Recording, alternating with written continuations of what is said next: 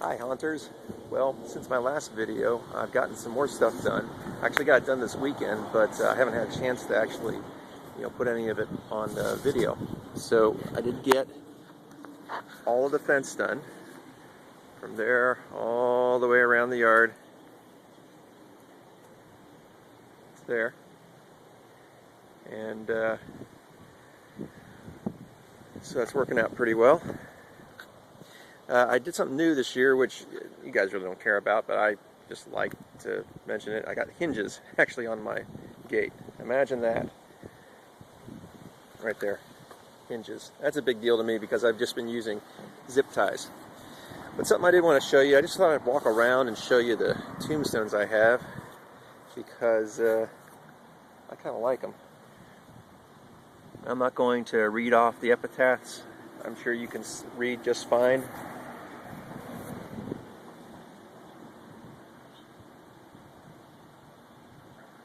Now, I carved these out of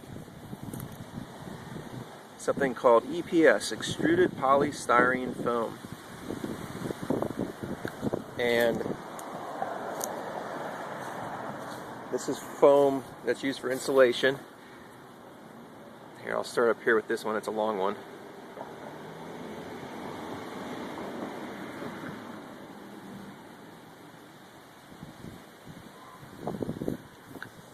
It's insulation, and you can only get it in thin sheets here in Texas, only 3/4 of an inch. Not the really nice thick sheets. This one is my favorite tombstone here. I just really like the epitaph, and the paint job came out really well too. So what I end up having to do is layer these tombstones, or rather layer the foam, several different layers, in order to get the thickness that I want. This thickness here is probably about 1.5 inches right there. And if I layer 3, then I get a little bit more. You can see this is the blue foam up here. It's paint's peeling off there. I need to do some repairs. This tombstone here, I actually had to ask my wife if it was okay for me to put this epitaph on here, so that she knew that it was not about her.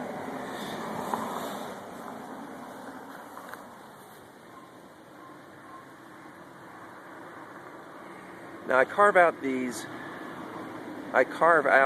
epitaphs with a Dremel tool. I use a router bit and a drywall cutting attachment. The drywall cutting attachment is supposed to be used with a spiral cutting bit to cut holes in drywall, hence the term. But it's sort of like a cheap attachment, cheap router attachment that helps keep it flat against the tombstone. So it works out really well. There's another tombstone here.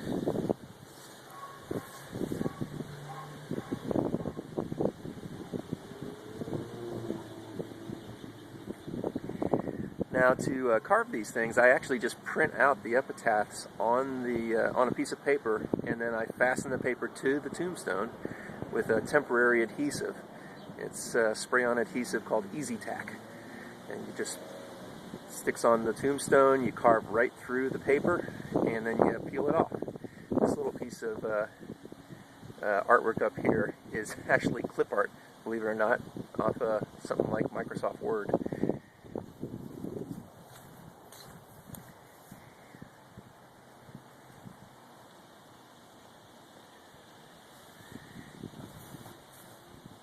All these epitaphs I would like to take credit for, but I can't, because they are actually just things that I got off the internet years and years and years ago.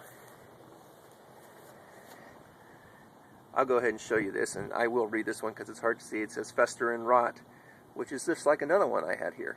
But this one I just sort of did freehand because I happen to have some scrap foam around. This one here that says "Nevermore" has a raven that goes on top, which unfortunately is still in storage because I have been way too busy. Okay, this here is my obelisk. I made this years and years and years ago. It's basically just a box made out of foam because it's hollow inside. This is a little electronic doorbell thing that I painted gray. If you were to press the button here, it would make a loud noise, but I took all the electronics out of it and just used it as a decoration. And down here, something that needs a lot more painting is just some packing styrofoam that I saved and then used as a base for the obelisk. This stuff back here, that's store-bought. That's store-bought. I got them on sale. I just sort of use them for filler. And something else I have here in the graveyard is my angel statue. Now this thing is a Christmas decoration. I cannot find these anymore. I think they've stopped making them.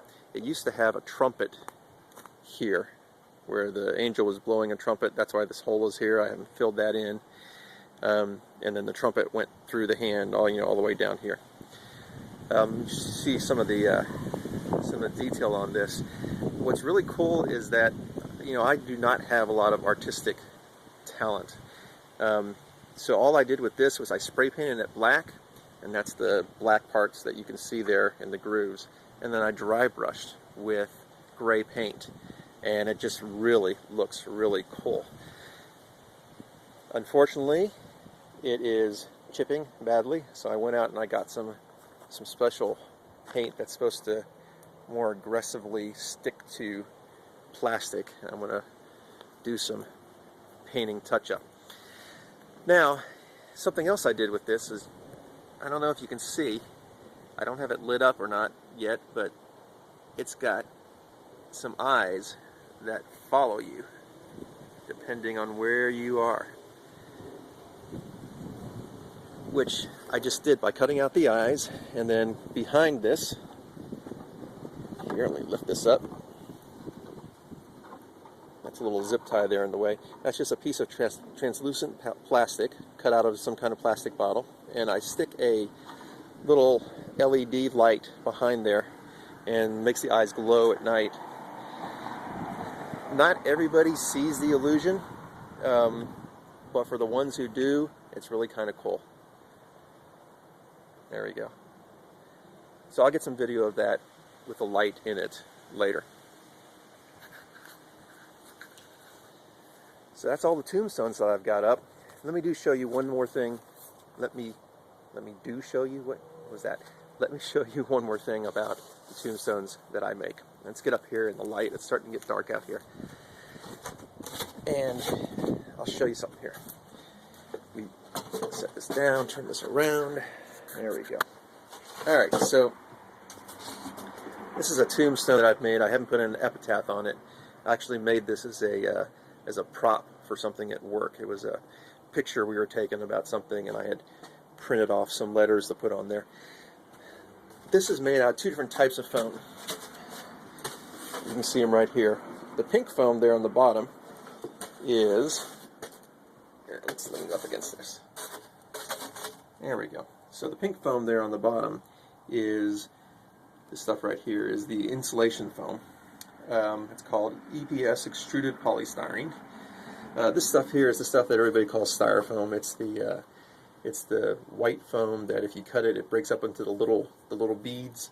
That's called expanded polystyrene, and that's just something that I got out of some packaging material, and I decided I'd go ahead and use it. I reuse a lot of trash that I get. And then here in the middle, I just cut out a little channel there, and I glued in a piece of 1/2-inch thin wall PVC pipe. And that's how all of these tombstones are fastened. Oops, stepped on something. How all these tombstones are fastened on the ground. I got some steel reinforcing bar that I put into the ground, and I slide the tombstones over top of them. It works out really well. Alright, folks, well, there we go. Alright, that's the haunted yard so far. Got a lot more stuff to do this weekend. Only got 2 more weekends till Halloween, so I want to say happy haunting to everybody out there. And one of the favorite sayings from an old scary record that I remember having a long time ago, called "Sounds That Make You Shiver." Just remember, don't turn around. There might be something behind you. Happy hunting.